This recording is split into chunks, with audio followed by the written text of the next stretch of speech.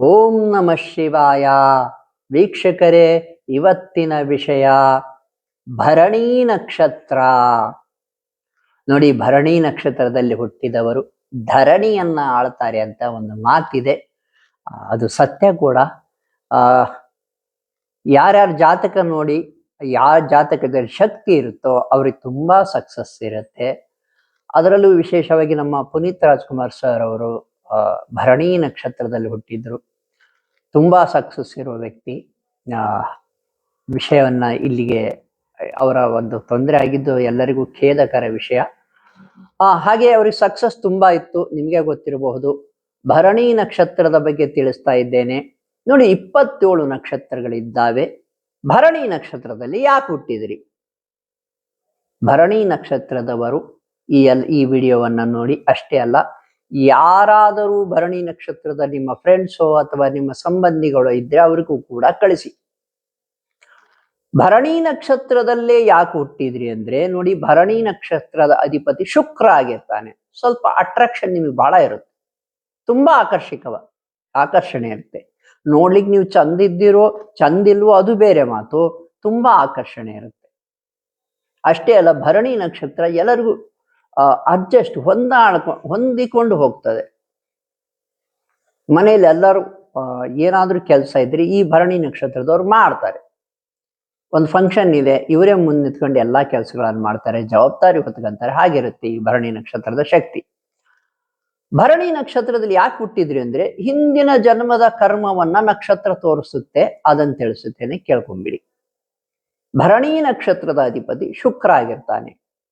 ಹಿಂದಿನ ಜನ್ಮದಲ್ಲಿ ನೀವು ಯಾವುದೋ ಸ್ತ್ರೀಗೆ ಅನ್ಯಾಯ ಮಾಡಿದ್ದೀರಾ ಅಂತ ಅರ್ಥ. ಶುಕ್ರ ದಶೆಯಲ್ಲಿ ಹುಟ್ಟಿರ್ತೀರ ನೀವು. ಹಿಂದಿನ ಜನ್ಮದಲ್ಲಿ ಯಾವುದೋ ಸ್ತ್ರೀಗೆ ಅಥವಾ ಕೆಲವು ಸ್ತ್ರೀಯರಿಗೆ ಅಥವಾ ಹಲವು ಸ್ತ್ರೀಯರಿಗೆ ನಿಮ್ಮಿಂದ ಅನ್ಯಾಯ ಆಗಿರಬಹುದಲ್ಲ, ಶಾಸ್ತ್ರ ಹೇಳುವ ಪ್ರಕಾರ ಅನ್ಯಾಯ ಆಗಿರುತ್ತೆ. ಹಾಗಾದ್ರೆ ಈ ಜನ್ಮದಲ್ಲಿ ಏನ್ ಮಾಡ್ಬೇಕು ಆ ಕರ್ಮ ಕಳೀಲಿಕ್ಕೆ? ನೋಡಿ, ಸ್ತ್ರೀಯರನ್ನ ಗೌರವಿಸಿ, ಅವರಿಗೆ ಆದ ಸಹಾಯವನ್ನ ಮಾಡಿ, ಅವರಿಗೆ ಸಾಂತ್ವನ ಹೇಳಿ. ಯಾರಾದ್ರೂ ಕಷ್ಟದಲ್ಲಿದ್ರೆ, ಅದರಲ್ಲೂ ಕೂಡ ವಿಧವಾ ಸ್ತ್ರೀಯರೇನಾದ್ರೂ ಇದ್ರೆ ಅವರಿಗೆ ಸಹಾಯ ಮಾಡಿ, ಅವರ ಬದುಕಿಗೆ ಸಹಕಾರಿಯಾಗಬೇಕು ಅಂತ ಹೆಲ್ಪ್ ಮಾಡಿ. ಅವ್ರಿಗೇನಾದ್ರೂ ತೊಂದರೆ ಇದ್ರೆ ಅದನ್ನ ಪರಿಹಾರ ಮಾಡಿಕೊಡಿ, ಅವ್ರಿಗೆ ಒಳ್ಳೇದು ಮಾಡಿ, ಅವರನ್ನು ಗೌರವಿಸಿ. ಹೀಯಾಳಿಸೋಕೆ ಹೋಗ್ಬೇಡಿ, ಅವರ ಮನಸ್ಸು ನೋವಿಸೋಕೆ ಹೋಗ್ಬೇಡಿ. ಹಾಗೆ ಅಜ್ಜಿ ಏನು ವಯಸ್ಸಾಗಿರ್ತಾರೆ ಅವರಿಗೂ ಕೂಡ ಹೆಲ್ಪ್ ಮಾಡಿ. ಹೀಗೆ ಮಾಡುವುದರಿಂದ ಈ ಒಂದು ನಕ್ಷತ್ರ ನಿಮಗೆ ಒಳ್ಳೇದು ಮಾಡ್ಲಿಕ್ಕೆ ಸ್ಟಾರ್ಟ್ ಮಾಡ್ತದೆ, ತುಂಬಾ ಒಳ್ಳೇದು ಮಾಡ್ಲಿಕ್ಕೆ ಸ್ಟಾರ್ಟ್ ಮಾಡ್ತದೆ. ಭರಣಿ ನಕ್ಷತ್ರ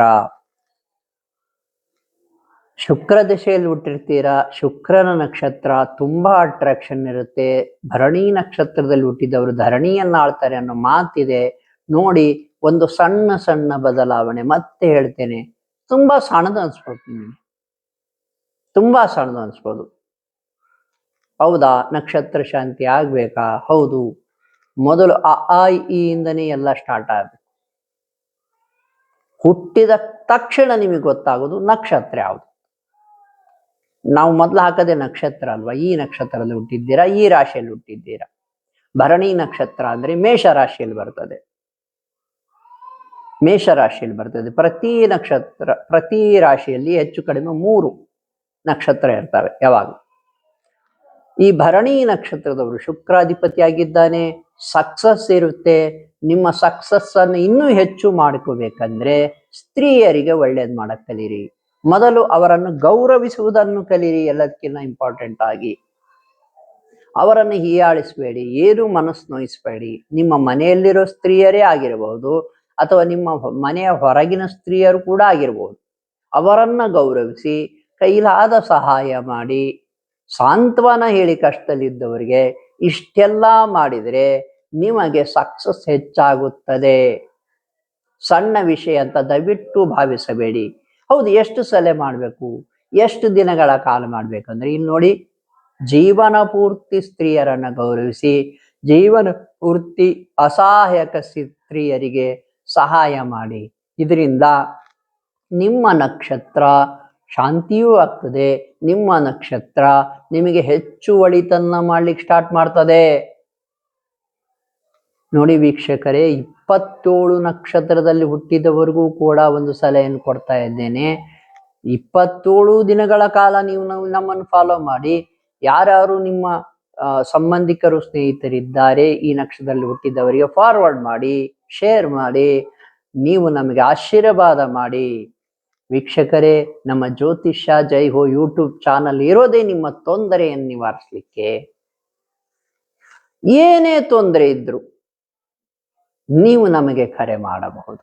ವಾಮಾಚಾರ, ದುಷ್ಟಶಕ್ತಿ ಪ್ರಯೋಗ, ಚೌಡಿ ಪ್ರಯೋಗಗಳು, ಇನ್ನು ರಕ್ತ ಕಾಟೇರಿ ಅಂತ ಪ್ರಯೋಗ ಆಗ್ತದೆ, ಪಿಶಾಚಿಗಳ ಪ್ರಯೋಗ ಆಗ್ತದೆ. ಏನು ಬೇಕಾದ್ರೂ ಇರಲಿ, ನೀವು ನಮಗೆ ಕರೆ ಮಾಡಬಹುದು. ನಾವು ನಿಮ್ಮ ತೊಂದರೆಗೆ ಪರಿಹಾರ ಸೂಚಿಸ್ತೇವೆ. ಇನ್ನು ಜಾತಕ ನೋಡ್ಬೇಕಂದ್ರೆ ಕುಂಡಲಿಯಲ್ಲಿ ಏನಾದ್ರೂ ಶಕ್ತಿ ಏನಿದೆ ಮತ್ತು ದೋಷ ಏನಿದೆ ಅಂತ ತಿಳ್ಕೊಳಕ್ಕೂ ಕೂಡ ನೀವು ನಮ್ಗೆ ಕರೆ ಮಾಡಬಹುದು. ನಾವು ಸಲಹೆ ನೀಡ್ತೇವೆ. ಶುಭವಾಗಲಿ.